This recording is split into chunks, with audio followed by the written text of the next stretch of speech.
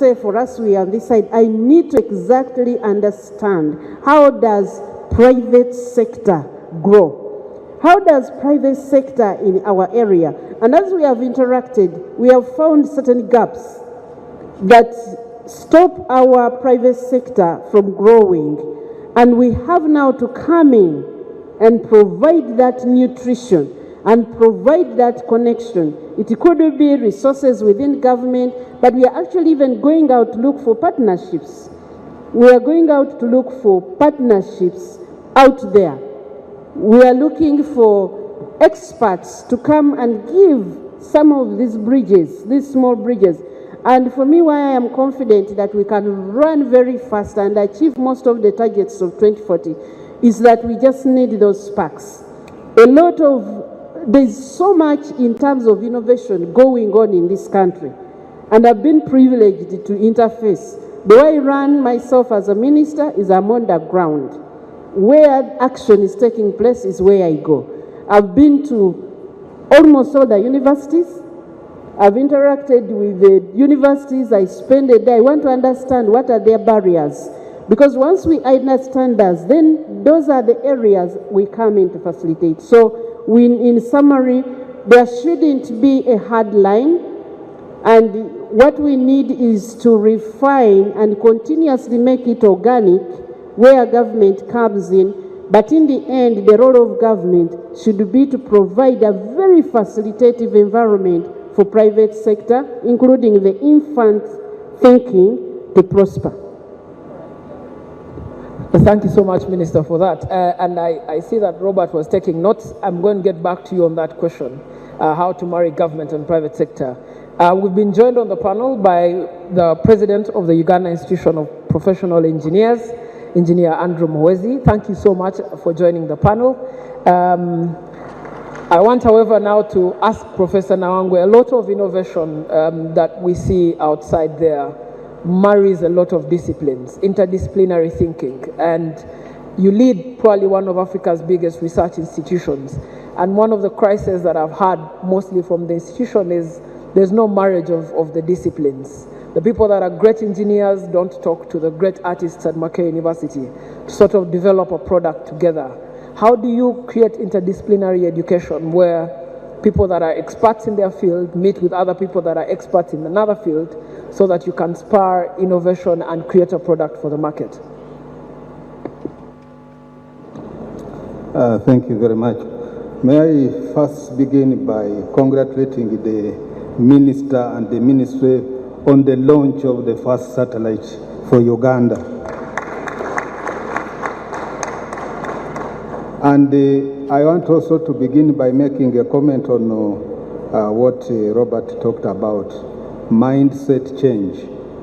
We have a problem with the mindset in Uganda. And even with the launch of the satellite, I saw some people trying to say that cannot be Ugandans who did it. I mean, you saw the pictures, the children doing the work. The problem of my generation and those immediately after my generation, I think the young people are now liberated. They are liberated from this mental lock, the mental slavery, that they can actually do things that anybody else does and do it even better. There was so much criticism by a certain journalist who I think still writes for the Monitor when the first Kira vehicle came out. And he was so negative, he was saying, that doesn't look like a vehicle. But I don't know now what he talks about our marvelous buses of international standard. So we needed to, at Makerere, we actually introduced a course on mindset. Because we must unlock the mindset lock of some of these people. But I think we must congratulate the ministry. And it is good that at long last, we have events like this where we are talking about innovation, what can we do. That means things are changing, that we are on the move. Yes. Now, interdisciplinarity is the way to go now. There is no innovation now that can be successful if you just depend on one discipline. Because if you are coming up with any innovation, whether it is in medicine or engineering, it is going to be used by very many different people. You need to bring in specialists in sociology, you need sociologists, you need economists, you need lawyers, you need all kinds of professions to contribute to ensuring that your innovation actually succeeds. I'll just give you an example of a project which looks like it is simple.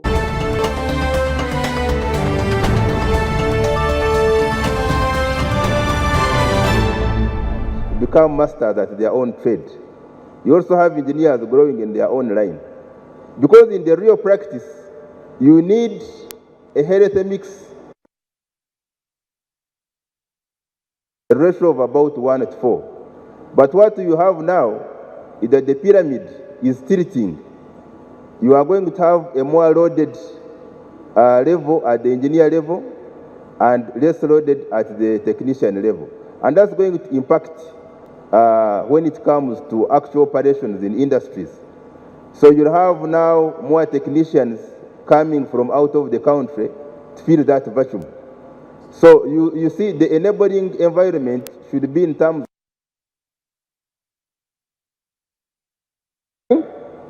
or we can reinforce the training level in the existing universities, but now have more technical colleges emerging so that we are having a healthy mix of graduates from both levels. And when we come to transition into industry, now the industry is mainly private sector led.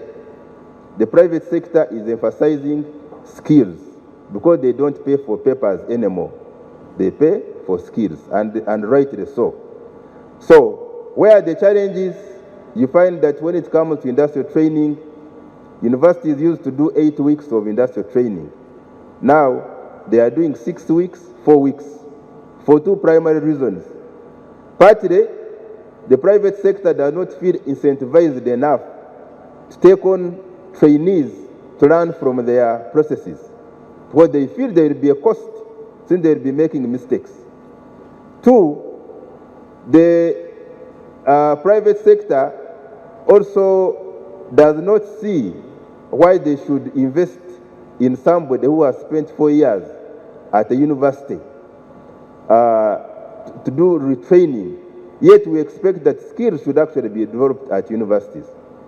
So when you look at how much money is government allocating to stocking of laboratories in universities, some work has been done, but I think we can do more, we can do better, especially looking at the fact that the engineering disciplines are now very many.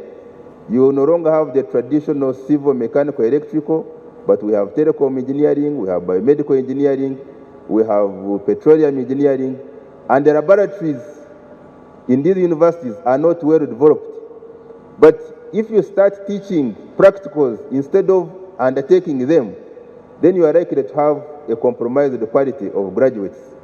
So the direction should be in terms of facilitating training for skills development. It should be facilitating the private sector to feel incentivized enough to take on more graduates for training. And this can be reflected, for instance, in terms of tax holidays. If you take on more trainees, then there can be incentives in how much tax you pay. So there is this kind of back-to-back engagement. Thank you. All right, thank you so much. I want to now bring Amos into the conversation. And before you came, there was a point that Professor made around mindset change. All countries that have big and illustrious dreams always struggle with this mindset change.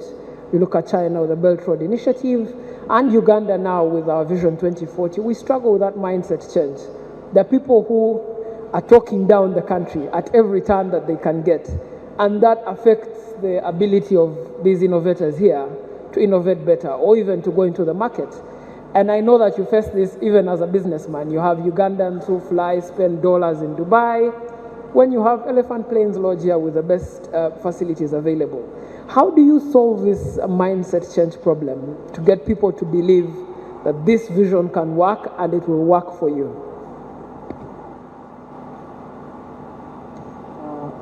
Thank you for inviting me. I'm sorry for coming in late. There was a bit of miscommunication. But thank you for inviting me to be here. I think not quite a lot of people here apart from him. Yeah, but I will know you, sir. Andrew was, yeah, nice meeting you. The reality is that a lot of what is happening in Uganda is a cause of mindsets. We don't have self-belief as Ugandans that we can be great. And because we don't have self-belief that we can be great, we do very little. And we don't even celebrate our own efforts. We don't push. I've just spent a whole of last week in Morocco. It was a meeting which brought all the big chains of hotels, Marriott's of this world, Hilton's, and they were discussing their future. There was a Minister of Tourism, Minister of Transport, all these guys coming from all over the world in Morocco. And I was in the 5th city of Morocco, which is Agadir. And when you look at that city, first of all, when you're flying into it, you're thinking, God, this is just a semi-arid environment that they have crafted because of the way they think. But also the confidence of the citizens was shocking. When they took us for a tour, because this meeting had funders, guys like Casada funds, and there were multi-billionaires in the meetings. And they took us to a place and said, this area we're going to build a resort. This whole place was planned since 1975. And this area is going to have resorts, and the least investment we're going to have in this place is about 1.5 billion. Now, one thing that I realized was that those guys don't even give investors free land, free stuff, but the confidence with which the Moroccans explain the opportunity, and they're just telling you are lucky to be here, you know. And for us, Uganda, we don't even understand that we're so blessed as a country that if we changed our mindsets, we'll be wealthy. But of course, the other thing that we also need to, and I think you're my friend on Twitter. Recently, I was saying one of the reasons why our economy will always struggle, will never go far, is because one of the mistakes we made is we gave out all our essential sectors. We gave out banking, we gave out telecom, we gave out insurance, we gave out power. I think the only essential that we have as a country is water. Now, what that simply means that even during the bad times when I am not working, because right now tourism is not working, it's not working not because it can't work. It is not working because the way we announce outbreak of disease, the way we tell the world about our troubles, we are looking for sympathy. So we end up getting very little aid. We end up being looked at as fools. I was in a plane from Dubai to Morocco, and this guy said, okay, first of all, the majority of the people I spoke to didn't know about Uganda, so Uganda didn't exist. Now, those that did were saying, but why is it that your country is a country that's always attacked by disease, I told him it's not as bad as it's expressed. Not everybody is dying, Yes, guys are dying, which happens everywhere. Americans have 21 million people that are gunned down every year.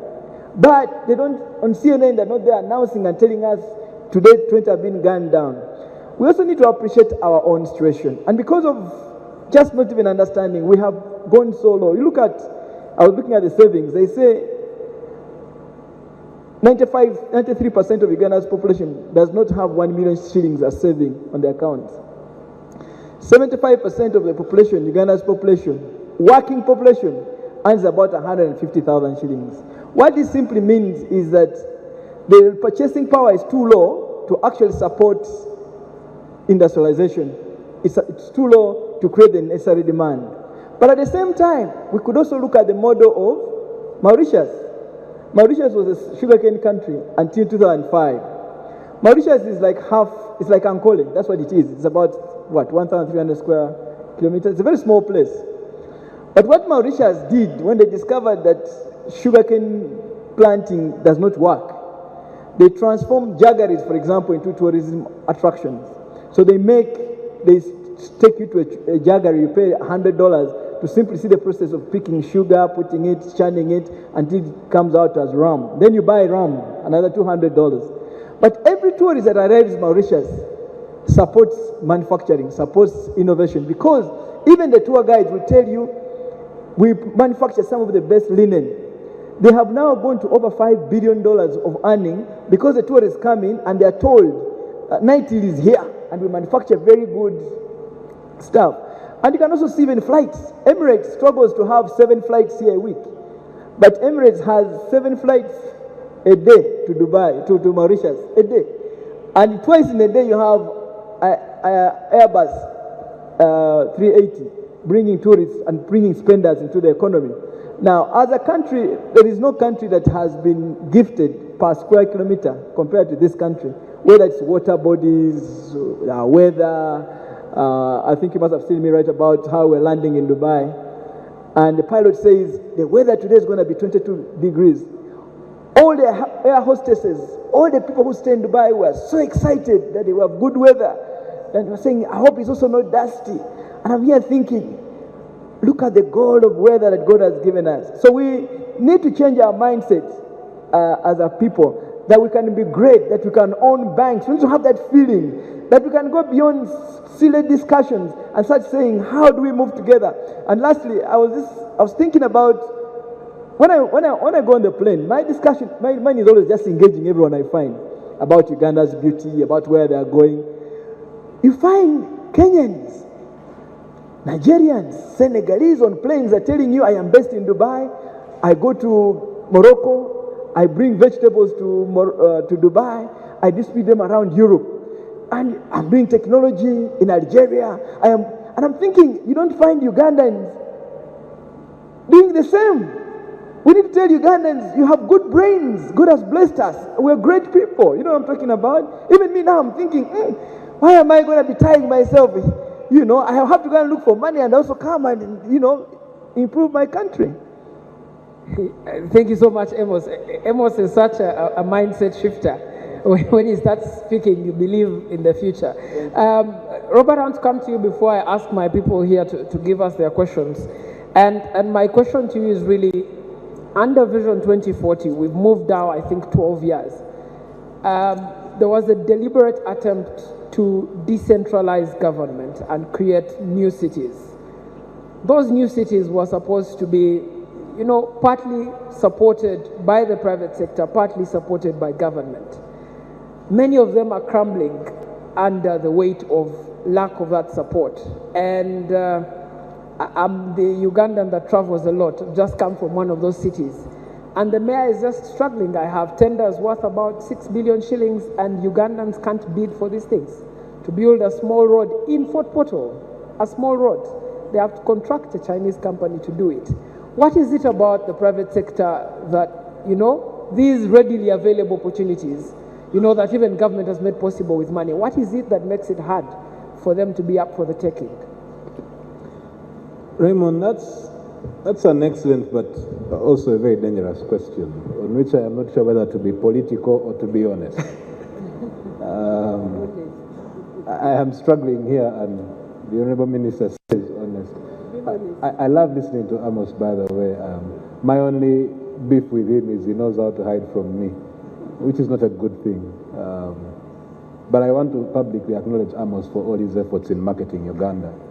I think he does a lot more than many of us. And sir, thank you. I believe in celebrating people while they live.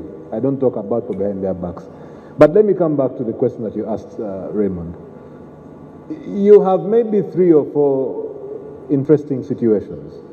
You have a politicization of service delivery. You have a politicization of the creation of these units. Let's be honest. Some of these districts and cities exist because we need certain seats in parliament for certain constituencies. That's the honest, blunt truth. Now, when you come down to translating service delivery to those areas, obviously it's going to become a bit challenging. I have argued one of the most unpopular views in this country is the question around the size of parliament. And I know I am stepping into murky waters here. But if you just think about the cost of running those administrative units, I'm sure you see where that trail of thought leads. We now come to the question that you ask, okay, the mayor of Fort Portal says I have 6 billion worth of tenders. Why aren't Ugandans bidding? Because we convinced everyone that business and money are only in Kampala. That's what happened. Every time I hit the Gulu Highway, after Mijera, I keep asking, where are Uganda's 40 million people? Same thing, by the way, just draw a circle around the radius from here to Mijera and draw a circle. The last time I checked, 80% of UBL's profits were in Kampala, Mokono, Wakiso, and Tebe. But there is bruise for every village. 4 million people in Kampala or thereabout, maybe 4 or 5 million. I don't know how many in Mokono, but give or take, you don't have more than 10 million people in what we call Greater Kampala metropolitan area. Where are these 30 million people? Somewhere in the villages. The problem is, I used to work on Winland Towers on the 9th floor, and something new always mesmerized me. If you look down at what was Queensway, I don't know what we'll call it now after the flyover is built, you would see droves and droves of people walking out of the city in the evening and walking back into the city in the morning. Those people have left opportunity up country and come here. Nobody in government is discussing the necessity of reverse migration, what I call reverse migration. We must convince people that someone who has sat under the tent where Professor Nawangwe has awarded a degree can actually go to Fort Portal and prosper. Here is the thing. Talk to the Indian families in Uganda today. I met an Indian gentleman on an island somewhere, and I asked him, oh, where do you come from? He said, Kabale. And his Luganda, his Ruchiga, his Runyankore were flawless. And he says, I was born in Kabale. The Indians understood this. They knew that if you wanted to prosper, you went where the masses were. I consider Uganda's wealthiest families to be the Madvani and the Mukwano families. What do they sell? The stuff that the poor buy. Now, nobody is going to go and invest in those rural areas or render services there if they don't see value there. What we did by politicizing service delivery and bringing it to the center is we told people, again, mindset change, that money is only in Kampala, which is false. Obviously, there is the murky issue of corruption in some of these tenders. I don't think the story is as simple as there's no Ugandan to build those roads. In fact, if you passed a policy today and said, what has happened with the local content legislation in the oil and gas industry is that you have a threshold of contracts which must be performed by law by Ugandans. Pass a policy and say, no tender below $2 million in any part of the country will be performed by a Chinese. I personally, by the way, and here, forgive me if I'm being racist, I make no apologies for this. I do not think that we should get Chinese companies to come here and build certain types of roads. Then why do we have a Department of Engineering in Makerere? Close the department and then tell us we can't churn out engineers. I find it repulsive and offensive that we are in that state. It cannot be surely that no Ugandan can build that road. Either the Ugandan does not know they can get it, or they don't believe they can get it. So we tackle the question of why don't Ugandans believe they'll get the tender? Why must it be the Chinese to build that airport in Kabale? I don't think it's fair, because you know what? The late Professor Kerali, who I think Professor Nawangwe knew well, designed one of the most complex junctions on your way to where you have the Muhabura. What's that district? In southwestern Uganda.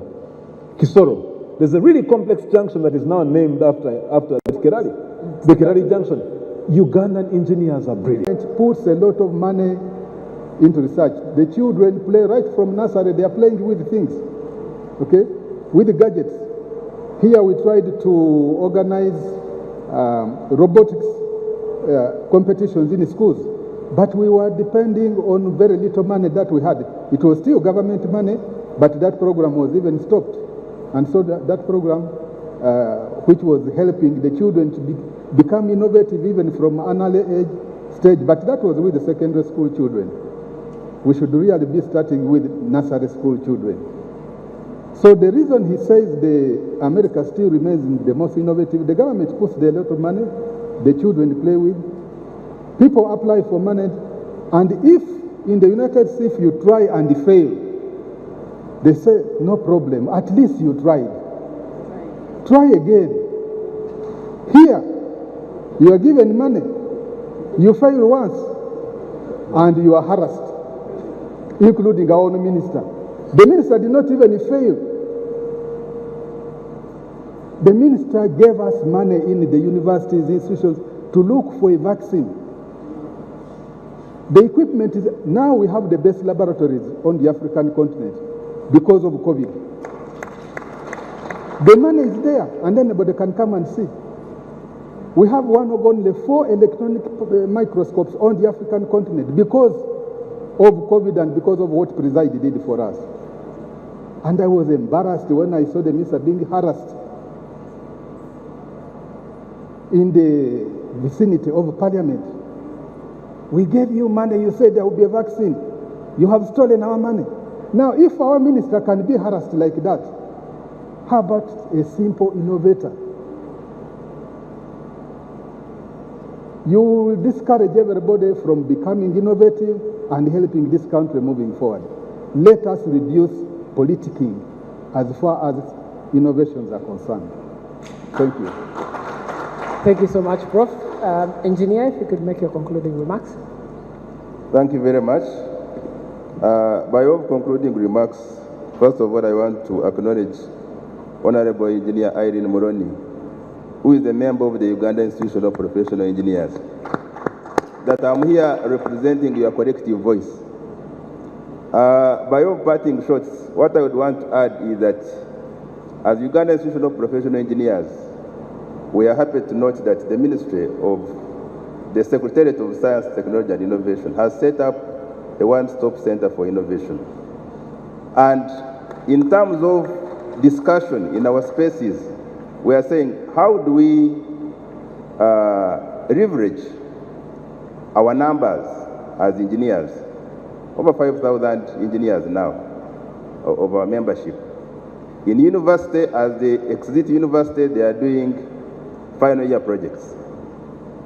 Now, are these final year projects motivated by problems in industry? How do we map them to the total development programs in NDP3, which are directly influenced by engineering? How do we motivate our communication when we are speaking with our student members, that they can see where opportunity is? And when they are then conceptualizing their final year projects, this should reflect how can we retain value.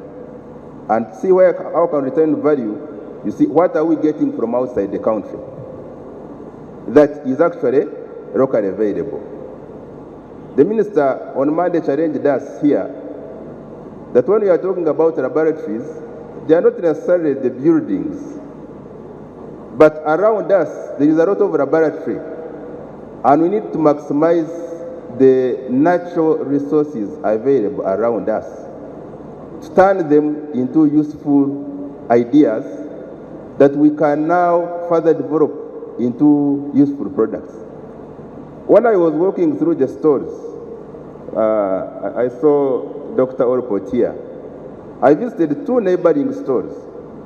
One was one of the steel factories, where of course they still import coal for iron ore reduction. Makerere is now saying, how can we save the forex from importing coal and use hydrogen as a reduction agent for iron ore? Isn't this marvelous? Is hydrogen imported? Certainly hydrogen can be made around. So it is this kind of the eye see opportunity that we are working on to create within our membership. Honorable Minister, I can assure you that leveraging 5,000 members, their ideas, and linking them see opportunity that can feed into the one-stop center you've created at the ministry, I think would have made our contribution at the engineering fraternity. Thank you very much. Thank you so much, Engineer. Amos Wekesa, if you can make your concluding remarks. Thank you so much, Honorable, for inviting me here today. I think it's been one of my best days. And it's one of my best days because I am seeing Ugandans saying we need to brand our country. Let me tell you, we are poor as a country, and because we have not branded ourselves. I don't know how many of you know, our national budget is what? 2022, 2023 is 48 trillion. Out of all that, the country can only raise through Uganda Revenue Authority about 22 trillion. And out of the 48 trillion, 60% is for the current budget to pay our members of parliament, our ministers, and then the next 18% is paying interest on loans. Now, a country like that cannot have enough money for innovation, for anything. But if we branded this country, we would attract opportunities because there is what can actually earn us money, even just this weather. They say, I was doing, if you go and Google it, Visa International.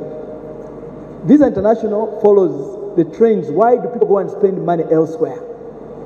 This year alone, tourism is, the total world, the whole world is earning about $9.6 trillion from tourism. By 2032, it will be about $16 trillion from tourism. And the number one factor that people spend money on is to look for good weather. This weather you see here, if we harnessed it and told the world that Uganda has the best weather in the world, we would become a donor country. That means there will be money in the economy to support innovation. There will be money in the economy to support agriculture. I was just today writing, Minister of Tourism, Mexico last week, of Morocco last week, when I was in Morocco. She says our desire as a country is to attract 26 million tourists. Hey, and I thought to myself, I've been saying, if Uganda just attracted 3 million spenders, 3 million tourists, 3 million, each tourist at that airport will pay $50. That is $150 million. In each ticket that is sold to Uganda, $50 is also called airport tax. And that's another $150 million. So the airport alone will have $300 million. If each of these tourists is 2 eggs a day for 8 days, and you multiply that, it's about 48 million eggs. The amount of business around 48 million eggs. If each tourist took 2 cups of coffee every day, each tourist, a cup of coffee in the UK is 3.4 pounds. Even if we made it hours, one pound, those would be 48 million cups of coffee. That means if you do the mathematics, 1 kilo of coffee produces 120 to 140 cups. That's what it is. That means you'll have sold 1 cup of coffee, or you have sold 1 kilo of coffee at 900,000 shillings locally, because the tourist is consuming that. Poor people cannot do research. Poor people fight each other. Poor people hate each other. That's what they do. But when you bring in wealth, people will concentrate. When tourists come and spend money on food, on accommodation, because everything needs human beings. Everything needs human beings. And God has given us that. And when it comes to patriotism, I partly agree with this lecturer. What is one of our problems? A lot of Ugandans, we're all sitting here, very educated. How many of us wake up in the morning and say, we are next to the second world largest freshwater lake? The World Bank did research on that lake, Lake Victoria. They said Uganda, Kenya, and Tanzania miss an earning of $63 billion a year from tourism on that lake, fishing, and transport. Now, we could cut up our part and say, if we utilize it, what is 41% of that lake? What would it be 41% of the $63 billion? We would be a donor country. How many of us wake up every morning and say, this country has got 53.9% of the population of the mountain gorillas? For a tourist to see those primates for an hour, they pay $700. They pay close to 3 million shillings for 1 hour. The Renzoris, the culture, our foods. If we marketed our country, it will bring in lots of money. Then there will be enough taxes for us to survive on. I know you want, but again, this gentleman, I want to say, you're very influential. We need this debate on your circles, in your circles. If we just branded this country, let's look at Rwanda. You people think, at first when Rwanda signed to be on Arsenal t-shirt, even us, we were criticizing them. When they signed to be on PSG, we all criticized them. But the first year of branding with Arsenal, they grew by 21%.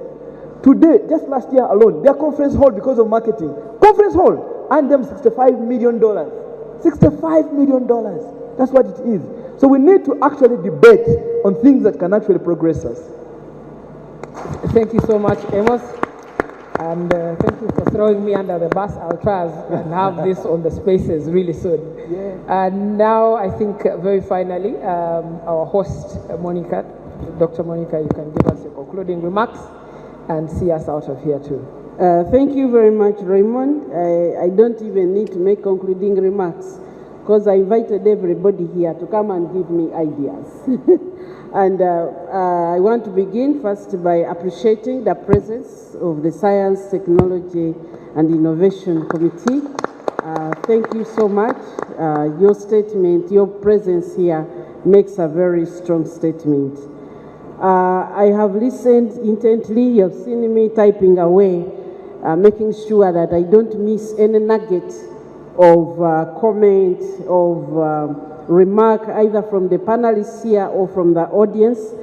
There may not be enough time to respond to all of them, but I think the key things are we have science, that's the knowledge that we use. Then we have the technology, which arises out of that. But then the last component of innovation is the game changer. Because with innovation, we can address everything. With innovation, we can address the mindset change issue. With innovation, we can address the marketing issue. With innovation, we can change the teaching in the universities. With innovation, we can basically customize everything to what we need, which is best. And without going in order of any particular issues that were raised, I'll just hint on a few. One, we needed to realize that not just as Ugandans, but as Africans, that our future is in our hands. And the future is not just for me, but for all of us who are here now, for our children and their children's children. So as I make a decision today to utter something, for example on social media, or in a newspaper, or in a television, can I think through the long-term impact of what I am saying?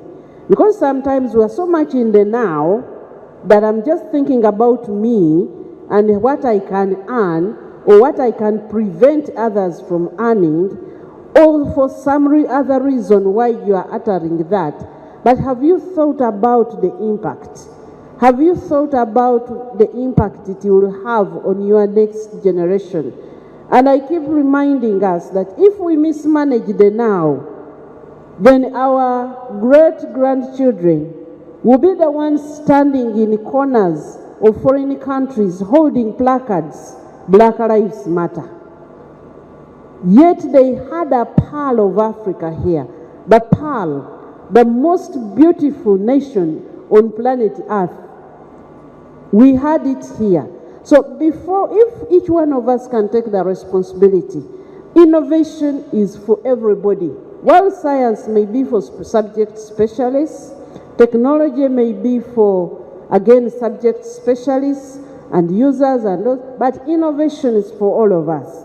We can definitely each come up with a solution to some of the things that face us. The second issue is many times I hear a lot of questions. How can we?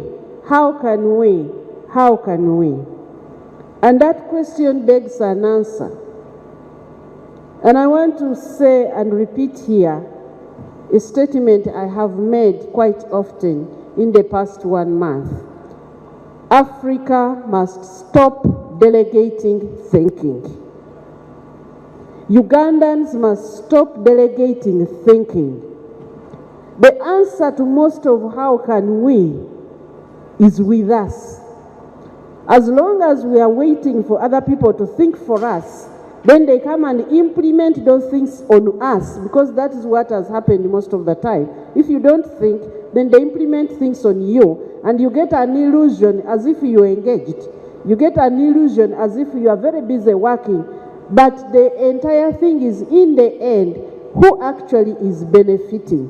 When we start thinking, we will be able to analyze every action that is taking place, and we will reach to a point of value which benefits our country. So let's not just, pick up things from the world, whatever trend is happening, and we don't have a thinking space. Now, one of the things we have done to activate that innovation component as science and technology and innovation is we have created thinking spaces. Thinking spaces online, in online meetings, where everybody can participate. At the moment, we have 8 think tanks, and we are establishing more. For us to think and solve all these problems, we can, because when you ask him, Senator, I don't have the answers. You do have the answers. You just have to think. We just have to think and come up with the solutions. It is us Ugandans. This is the nation where we can all come up with solutions. And I want to say that government has provided space. At Science Technology, we don't care which political party you are, as long as you have an innovation. We don't care which tribe you are, as long as you have an innovation. But you must follow the ethics. We don't have a lot of tolerance for poor ethics, because we will not run this nation with poor ethics. Countries like Japan were once known to be countries which make fake things, but they have totally rebranded themselves by making sure the quality is well supervised. And when you move around in this exhibition, we have UNBS in that service tent across there, and we have been in daily discussion. How can you up the game so that whatever is made in this country begins to be branded? We have National Council of Science and Technology to make sure the scientists have ethics. We have moved them from wherever they had meandered and put them to focus that nobody will question the quality of our innovations, and we want them to make sure that everything that we are doing is well supervised. For me, the issue of branding, each one of us must choose every day to wake up. As a person, I make my contribution every day. You'll hardly ever hear a negative statement about Uganda from me in the public space. If I have an issue with my boss, my professor here, I go and sit and say, this one is wrong. Let us make sure we solve it, because we have a common interest, the nation. But sometimes it seems like people see as there are some people who should take responsibility for the nation, but then there are others whose work is to make it so hard for those ones. For example, we launched a satellite. For heaven's sake, if you're Ugandan, celebrate the satellite. Celebrate. This is for us. But there are people who have gone on social media, even in mainstream media, to try and find how can we silence this fire? How can we damp down this issue by drawing attention to other things? You know, it is your child who will be affected. It's our grandchildren. It's us. It's not any other person. When we are branded as a trash country, it is going to be us. You will go now, you go and try to get a visa from certain countries, and you are suffering like everybody else. How can we create? Now, the reason we set this innovation is we want to set the quality. We want to set a standard. We want to set, and we invited all government agencies to come and bring their science here, so that we can now be looked upon as a country that has bent the Fast 5 World Series. The challenges on our tourism. But in the technology area also, we can brand ourselves. So when I hear people saying, no, it can't be Ugandans, it must be fake, what kind of brand are you putting out there?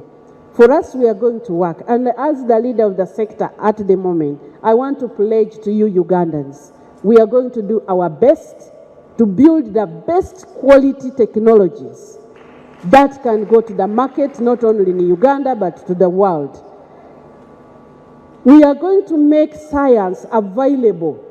We have created a lot of innovations there. The one-stop center allows in everybody, anybody from everywhere to come in. But you must be willing to listen and to be guided. But whether you speak English or you don't speak English, you have space. You have room, you have people who will listen to you.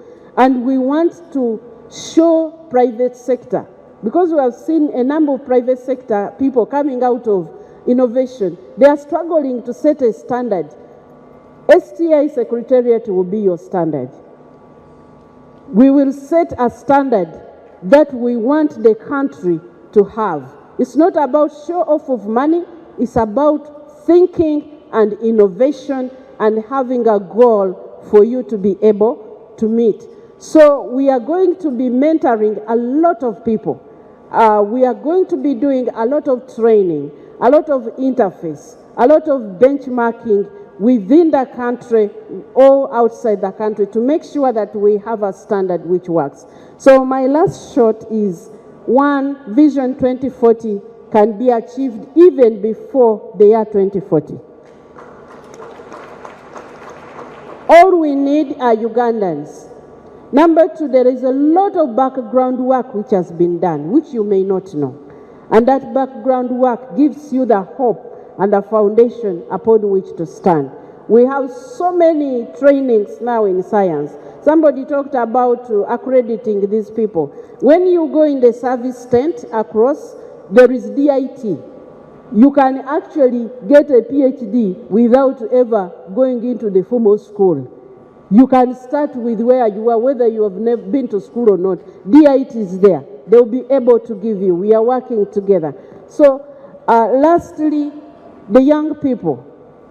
This is your future. This is your nation. I want to invite you into the thinking spaces. I know it is exciting to have social media and utter anything and abuse anybody, but will it really build the future we want? Will that build the future we want? No. Some of those things which are taking our time, they will not build the future we want. The future we want is a future which is secure, a future which is founded on us having good opportunities. And the last thing that we want is prestige and respect. And we will earn that collectively, together, as we position ourselves to the world. Sometimes when you reach somewhere and people are clapping for you, ask yourself, are they clapping for me because I have done something prestigious, or because I'm opening opportunities for others to take advantage of my country? I want to thank you so much. God bless you. All right, thank you so much, Doctor, for having us. A round of applause for our entire panel. They've done a good job.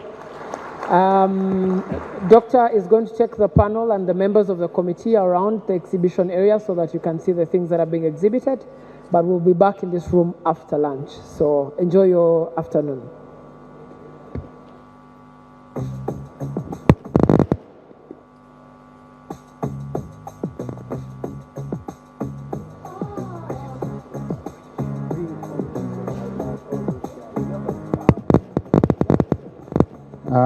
Doctor, before you go, you're going to go with the members of parliament on the tour and the panelists before they leave. The chair of the STI committee has requested that she makes a few remarks on the topic in just 5 minutes, then you all go together. So please, I request you 5 minutes, take your seats. We'll give an opportunity to the chair of the STI committee.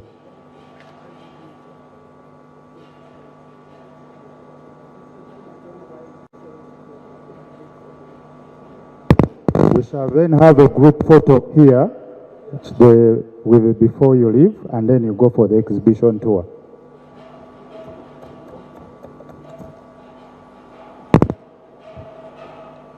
Thank you so much, staff, Parliament, Honorable Minister Monica, Professor Nawengwe, and all the gallant Ugandans on the panel, the members of Science, Technology and Innovation, and I would like you to introduce yourself because you are a very important part of this Science Week, one by one quickly, and then UBC, inspiring Uganda.